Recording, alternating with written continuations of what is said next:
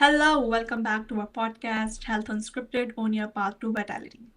Today is our fifth episode, and we are going to talk about PCOD in the woman. We have a lot of women on this globe who are suffering from PCOD, and they are unaware of this, and many goes undiagnosed. Let's ask from Mr. Anil, how does that work? So, Mr. Anil, to make sure we are all starting on the same page, could you give us a simple, straightforward explanation what PCOS actually is? Yes, hello Mridula. Nice to see you again. So, PCOD you said, PCOS. PCOD is polycystic ovary disease, polycystic ovary syndrome. So, it's basically when cysts are present on the ovary and symptoms are, women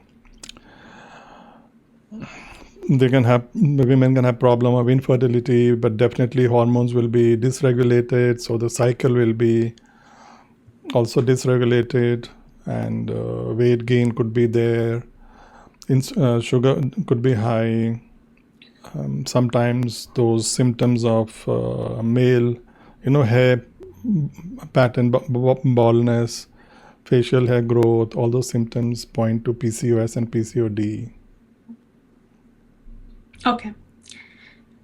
So, many women feel like they have tried everything to cure this thing, and many believe that they have not found any cure. Is there any missing puzzle or link with the gut and which is being overlooked? First of all, our bodies are made in such a way, designed in such a way that everyone should be healthy. No women should be Yes. having PCOS or Yes. PCOD, and there should be no problem with monthly cycles or when they wish. There should be no fertility problems. So often the treatments are, sugar is usually high, so often insulin resistance. So often the treatments could be metformin or some hormonal balancing substances, chemicals. But first, going to the root cause,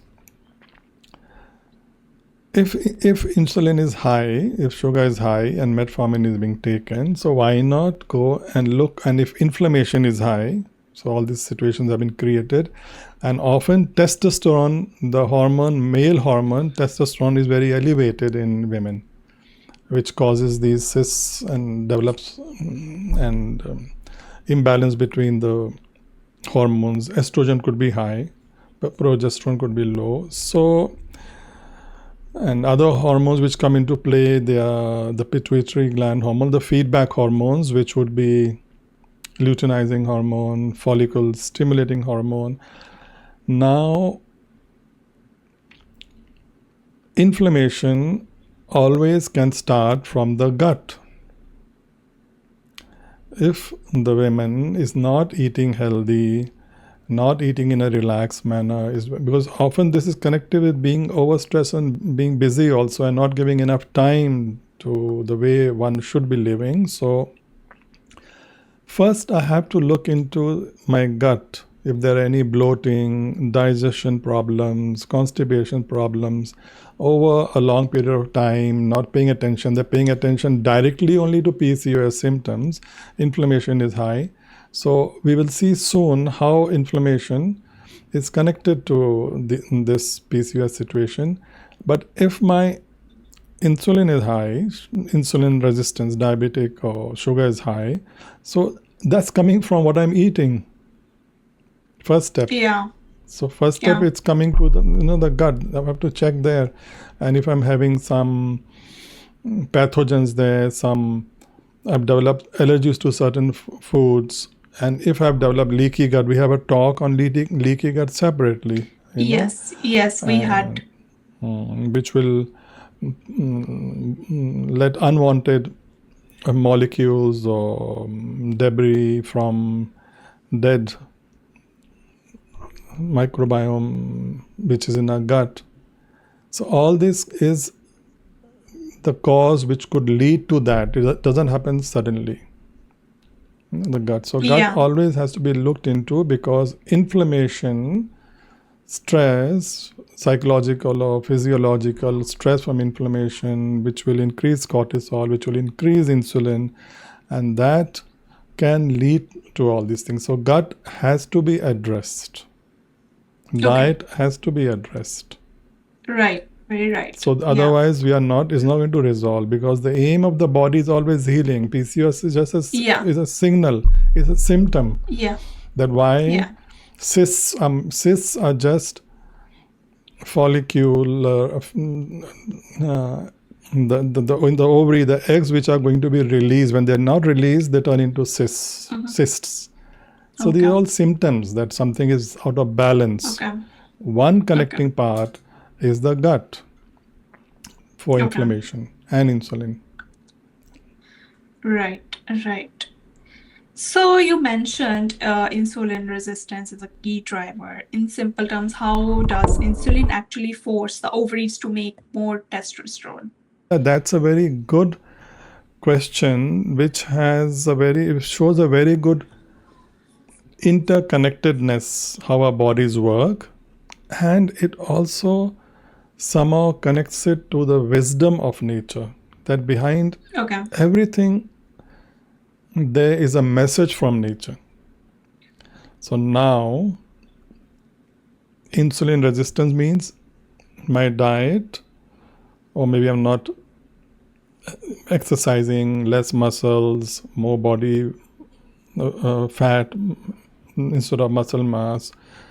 All this will lead to diabetes or insulin resistance or too much of glucose in the body, which will lead to insulin extra. So now insulin,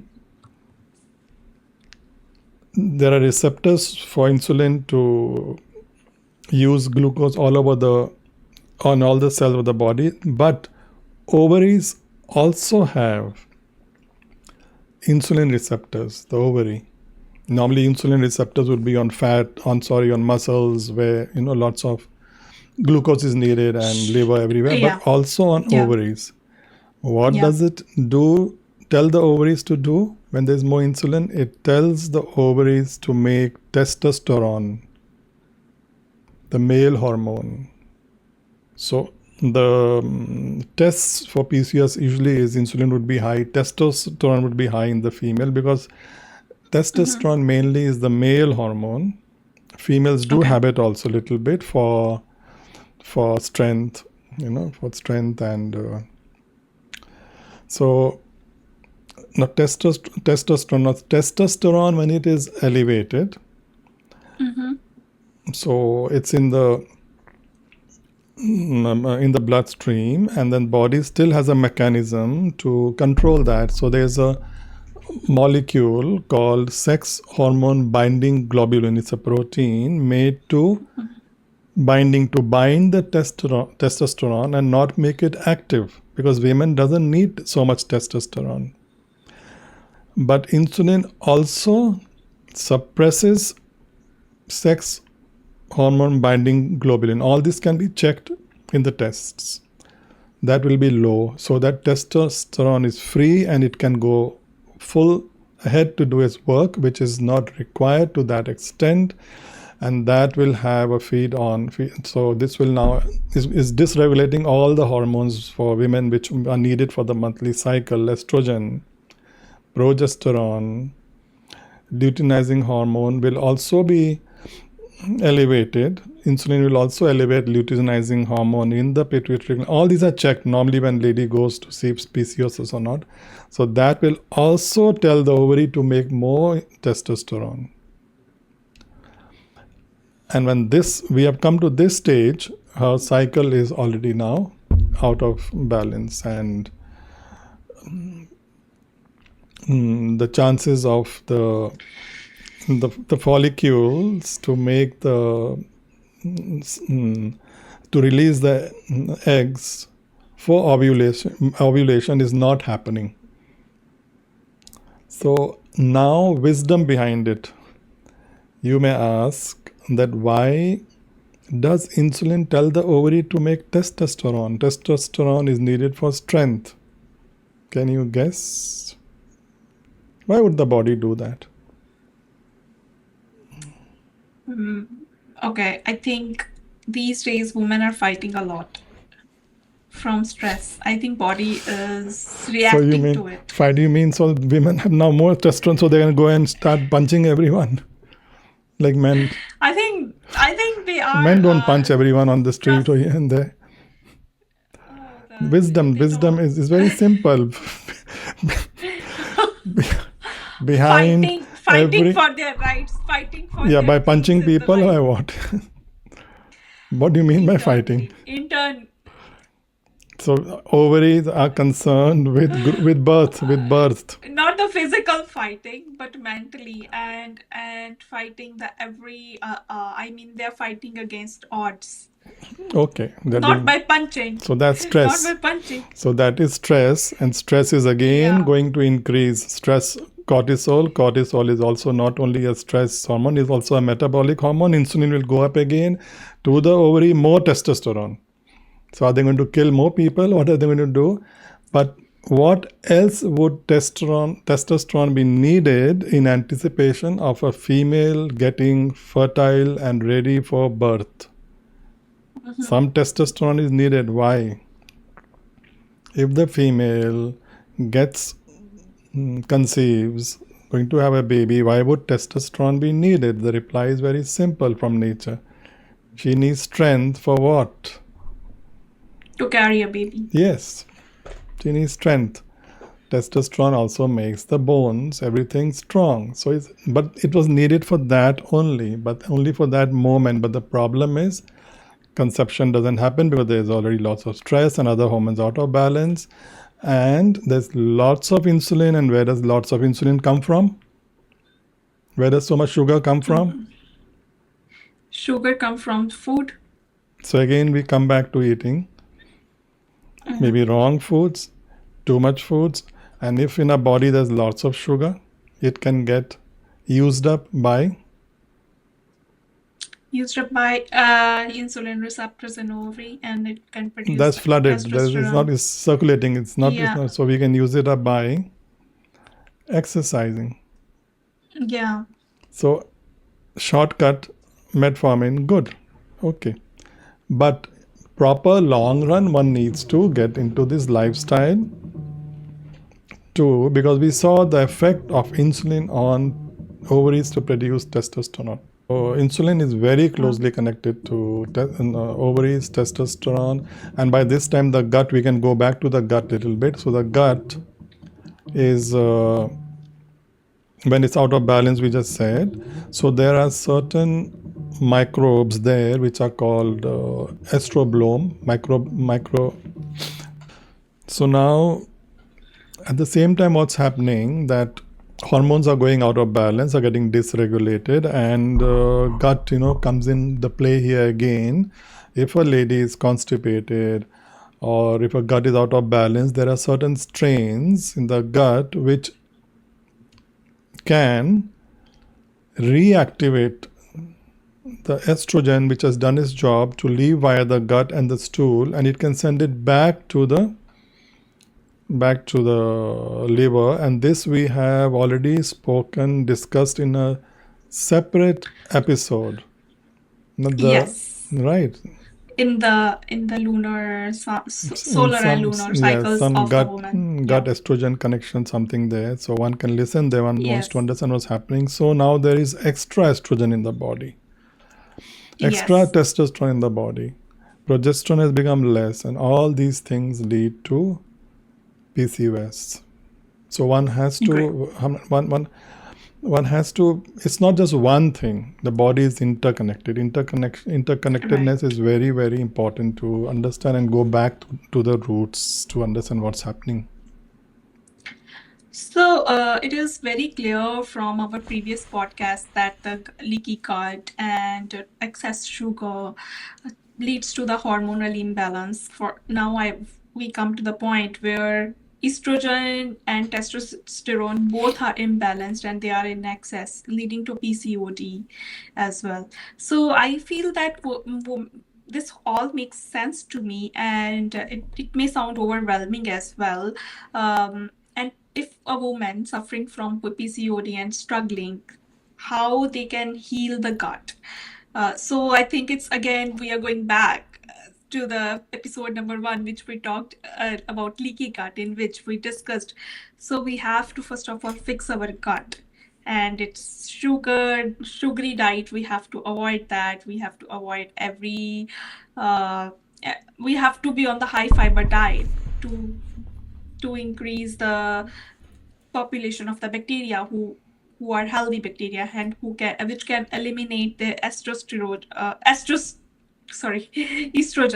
right? Estrogen. And that's how it is, I think, right? And beyond diet, so what do you think beyond diet we can do in terms of PCOD, and like how we can manage the stress or sleep? Because these days women are like fighting, I would say, every time they're fighting for their rights, and this is increasing a lot of stress in them. And since we discussed so many things about stress in the previous episodes as well, in which we discussed how stress is also impacting the estrogen imbalance, and it is increasing in blood sugar, everything is connected though, and how we can go back there and find the solution in it. Yeah, so you're talking about women fighting, or are you talking about yourself? Thankfully, I'm okay. Sure. Well, I'm also fighting all the time. We're fighting, but yes, I'm at a better place right now. I'm not fighting like that.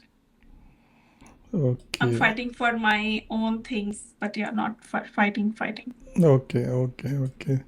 Yeah, we Yeah. just saw the close connection, and those are the normal pill treatments given, hormones, or Mhm. starting with metformin to manage the sugar and reduce the testosterone. So, as you just said, for the women, if it's difficult, she has to step by step take care of everything. It must start, the gut must be healthy.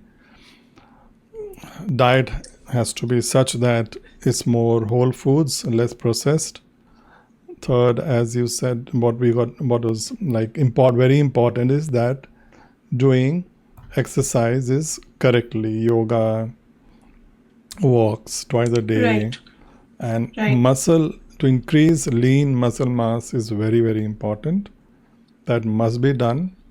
And the most important part, what I'm to say is that what you're asking me is that stress also plays a role, because stress also increases sugar. We just saw insulin is the culprit here, but it's also, when you go back upstream, where is it coming from? It's also coming from stress. And if you feel, as you are saying, that women, I don't know, you're saying always fighting, I'm not sure about that. So we have to take care of that. Because you haven't seen a woman fighting, I think. So we have to be in that relaxed meditation, mindfulness, understand life, and use those methods, techniques, so that my cortisol, insulin, and also lowered over there. That becomes very important, because that now also is not today's topic, can get connected to thyroid problem, and thyroid slows down everything. So it also can have, one can also anyway have overweight, and anyway then get connected to constipation, and we don't want them to be constipated when the gut microbiome is out of balance, and there is the bacteria which is going to send the estrogen back. So it's affecting everything. It's all interconnected. So everything Right. has to be addressed. If this seems too general, because we all believe that there has to be some pill to relieve it, but yes, of course, those things needed. But these things seem general, but they are important. They're Yeah. affecting the pathways. They're affecting all genetic transcription, translation. Body's functioning is happening from all of them. Right. Everything is connected. Right. There are supplements. Yeah. One could take supplements. Like, let's say a person is on what metformin, if a person is not done that, but to balance sugar, berberine is there, and again anti-inflammatory, omega-3, so all that will help, but not until we go into exercising, diet, time for self, no stress, proper sleep.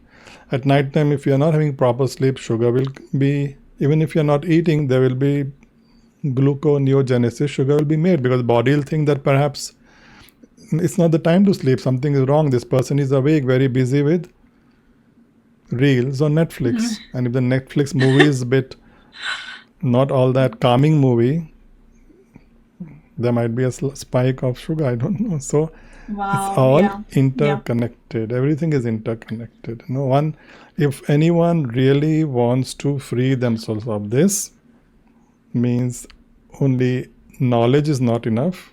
There has to be awareness of what's happening in the body. One has to experience, understand it. And applicability. Then, with that power and what you are doing, empowering, inspiring, and then they can transform. It can happen. They can be relieved of this situation. If we don't do, then it keeps increasing. Okay. Medicines help, but medicines keep increasing, and we don't take care, and then we feel more low, and then we start losing hope. And so I hope all the women there, because as you say Yeah. that you are not fighting for life, you are relaxed. So all the rest, I feel, anyone who is undergoing PCOD or PCOS can understand that if they take it in their hand along with their doctor and practitioner, definitely they can help themselves. So this was the message to the women who feel defeated by the PCOD? It's Was for it? everyone, by women. Okay. Because it can lead to that if no exercising, gut problems, insulin resistance high, so it can turn. It might not be PCOS, PCOD, but so many are suffering from. I remember the episode which we had done. It was about, I think, women's menstrual cycle. So it's connected to that. Yeah. That can lead to PCOS. Yes. It can activate Yes. it genetically if there's even a chance, but we can activate it, and we can with our lifestyle deactivate it, or at least help ourselves. So the medicines are more Right. effective then. Right. Okay. So with this, we are going to wrap up this episode. Thank you, Mr. Anil, for your insights on PCOD and helping out the women who are suffering from this particular disease. And I would like to say that we will see you guys next time with new thoughts and new ideas, and we'll find the new solutions. Thank you. Stay tuned. Bye. So there is no disease, as you said. No woman is suffering from any particular disease. It's just an imbalance in the system and dysregulation because of, starting from what we just discussed, lifestyle or stress that has to be taken care of.